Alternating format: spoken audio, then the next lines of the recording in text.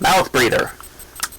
It's the middle of the day, which is not normally when I do my video recording, and my inspiration to do my usual style of ranting about various societal problems through a thinly disguised fictional lens is I've just been too busy with my new job to...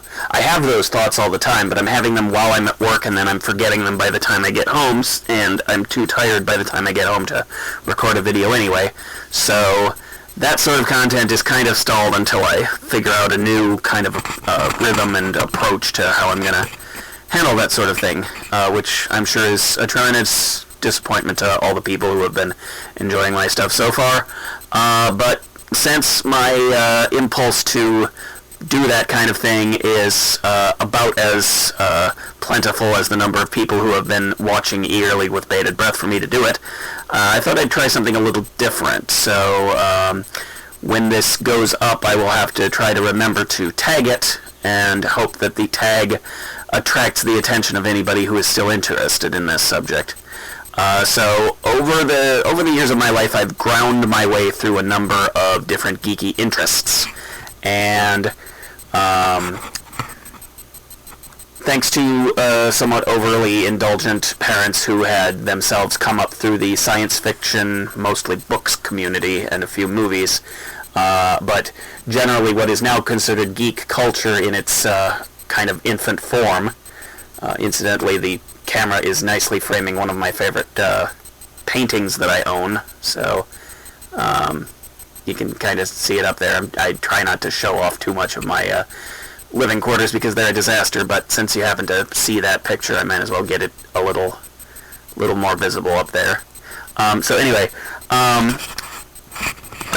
those kinds of paintings were one of the many things that I used to buy at science fiction conventions back when I could afford to go to them. As I was saying, thanks to parents who valued that kind of thing and were not super careful about the way they were kind of failing to impress the value of money upon their impressionable son as he was growing up. I don't want to fault my two sets of parents too much for their failings, because they were doing the best they could in a bad situation, but the result has not been super great.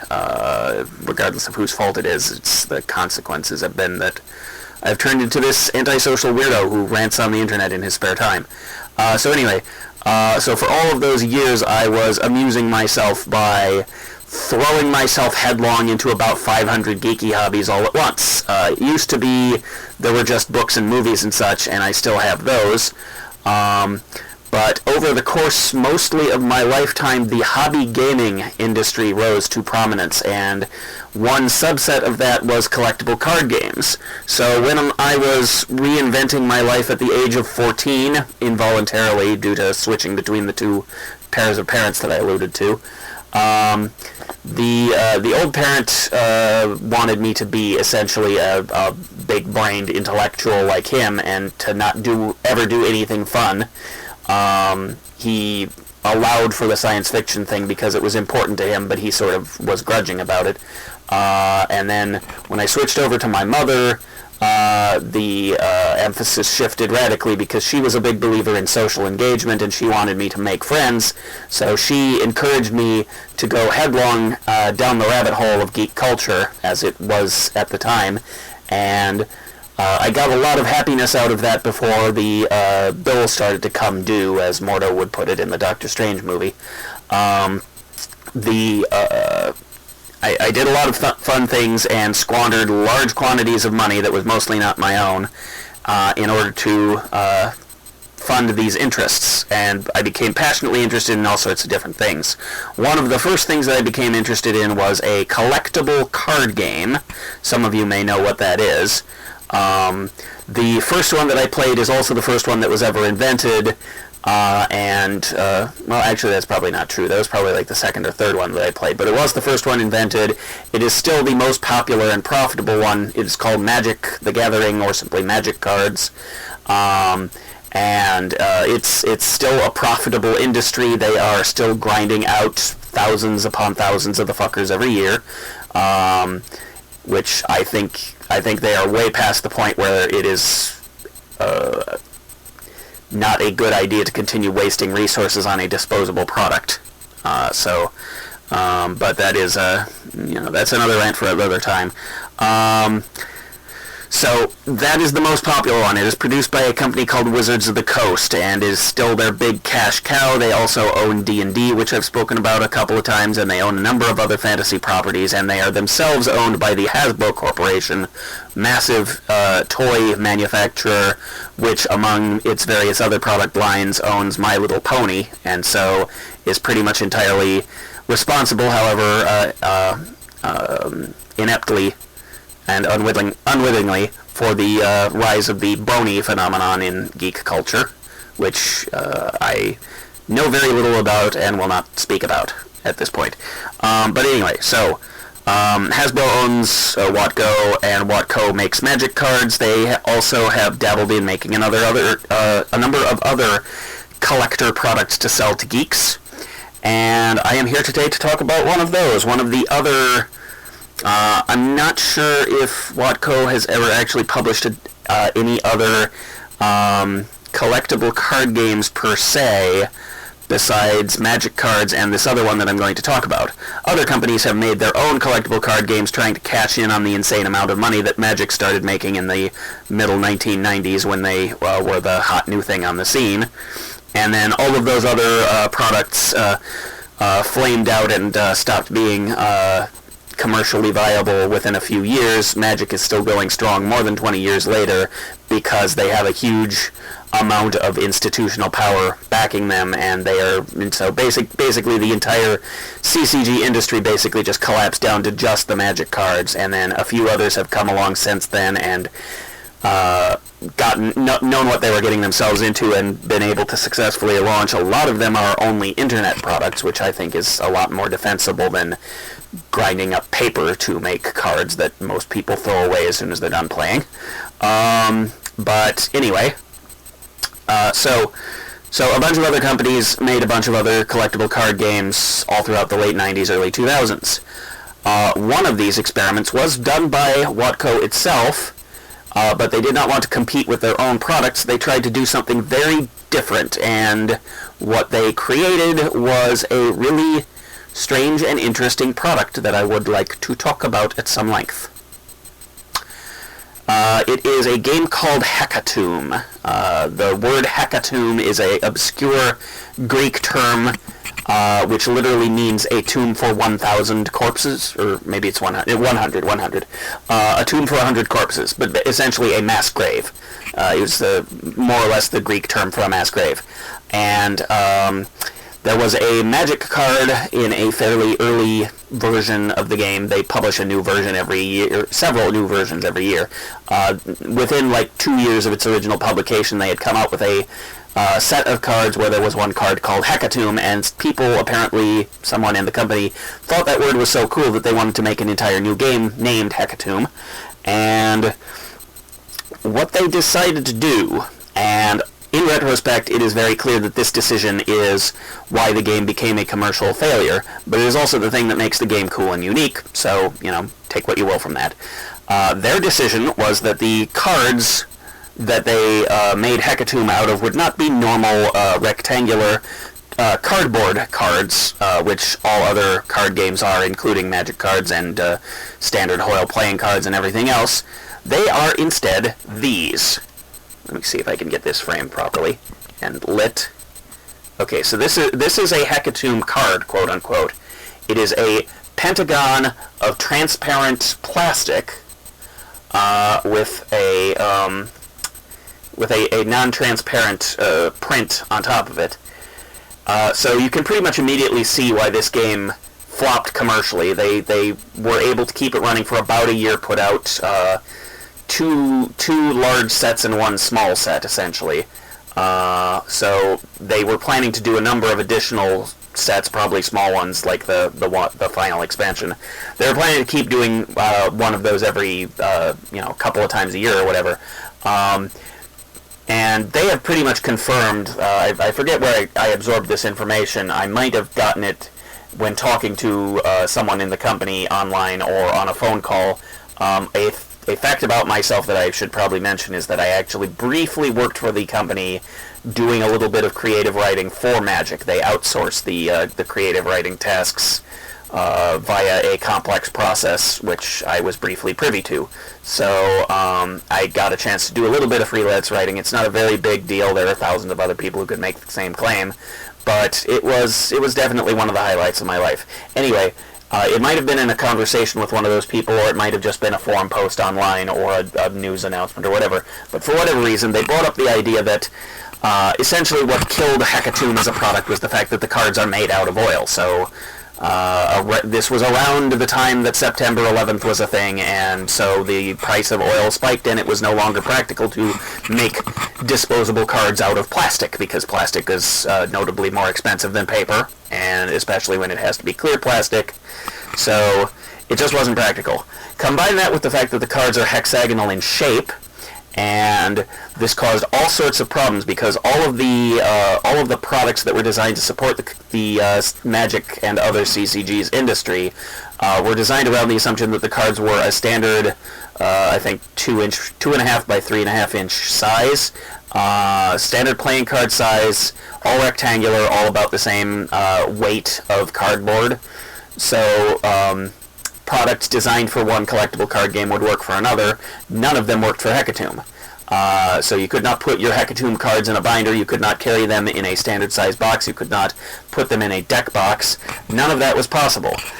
They did sell deck boxes along with the game. Here is what one of those looks like. Stupid camera. There we go. So it's there. So it's a storage box that can hold about 2 decks worth. It is made of plastic as well as the cards themselves, and it folds up really weird, and it basically, the reason that this is not closed, the way that they were supposed to be closed, this is probably not going to make it onto the camera very well. I will try, but incidentally, if you can see those stars, I added those myself. Those came from Office Max or something. They're a way of labeling the contents. But you can't really see it. But what I was trying to show you there is what was supposed to hold the boxes closed was a pair of Velcro straps glued to the bottom and top of the box, and the glue that was supposed to hold it onto the plastic did not work very well. So the two pieces, when you try to separate them, the two pieces of the Velcro cling to each other more effectively than they cling to the box, and so the glue would clear, and the box cannot properly be closed now. So these boxes are just stuck standing open and have been gathering dust on my shelves for years and years. The reason that I own Hecatomb is because it did not sell well. A lot of game stores bought lots of it expecting it to sell well, and then ended up having to liquidate it.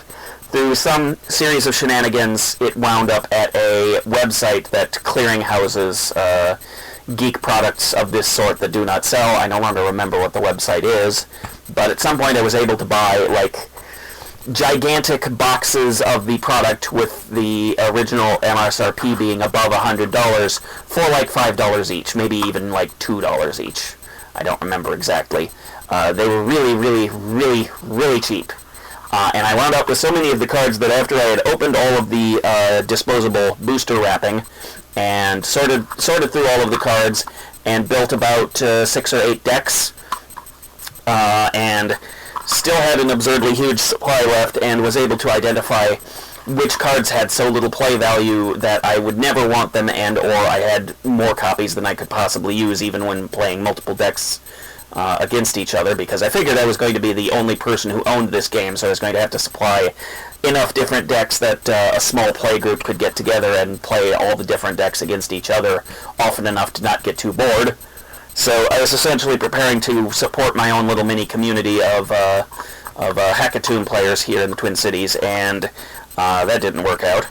But anyway, I had so many of them that after I figured out which ones were not worthwhile, I would like cut them up and use them to make craft projects with. So it was for something like $10 or $20, I got a lifetime supply of more of the game than I could ever possibly need, which that's a pretty good price to pay for any sort of tabletop game. If you buy the whole game for $20, that's not bad.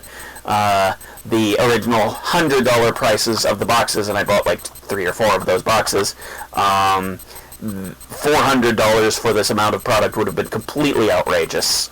It would only have vaguely been possible to justify a thing like that as, oh, there's the hot new thing that all the kids are doing. We gotta get in on this. I could do a whole other rant on that. That ties into a common philosophy that I natter on about, of how weird and kind of sick it is for America to encourage this kind of conspicuous consumption just to generate economic activity. And it also ties into in-universe stuff. As long as this video is, I'm going to wrap it up here, but I'm going to do a follow-up soon where we will look at the cards again. We'll actually look at the front of the cards. What I showed you before was the back. And I will try to get the lighting arrangement better so that I can actually show things properly. So the point of the whole thing is, in universe, the concept is, in Magic cards, you're playing a wizard who bops from universe to universe, fighting other wizards for prestige and power. In Hecatomb, the concept is sort of similar, except that you are explicitly an evil wizard or an evil, like, mad scientist or something. It's a little less fantasy aspect. It's basically set in a version of reality where it is explicitly true that there are, like, parallel universes, and the players in the game represent individuals known as Endbringers who make it their mission to destroy these worlds one by one, and pursuing some vague goal that would have eventually been spelled out in the lore of the game, and they never really got that far, so it's all pretty vague at this point. There are or were on the company website, which has been reorganized many times, so the links are probably broken, but they used to have some fiction stories written within the universe when this was the new hot product that they were pushing. I may have those downloaded somewhere. They may still be findable on the internet, maybe through the Wayback Machine or something. If you are interested, it was kind of an interesting subject. You can go delve into it.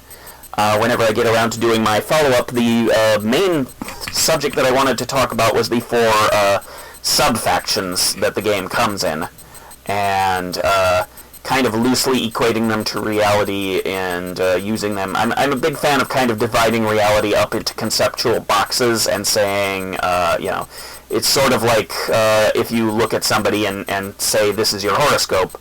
I've always been opposed to horoscopes and elements and so forth as meaningful descriptors of people, but if you don't take them too seriously, if you just kind of think, this is a fun sort of a little game that I can play with myself to mentally classify all of my friends into, if you use the Harry Potter example, you could try and figure out, okay, of my circle of friends, who's the Slytherin and who's the Ravenclaw, or what. I've only ever known 3 of them, and one of them is kind of insulting, so I won't use that one. But, try to figure out which of your friends is like that. If you're not a geek and you're just into quote-unquote normal things, the Zodiac is somehow considered normal, so you could look at your friends and say, oh, you act so much like a Pisces, or wow, you're not like a normal Aquarius,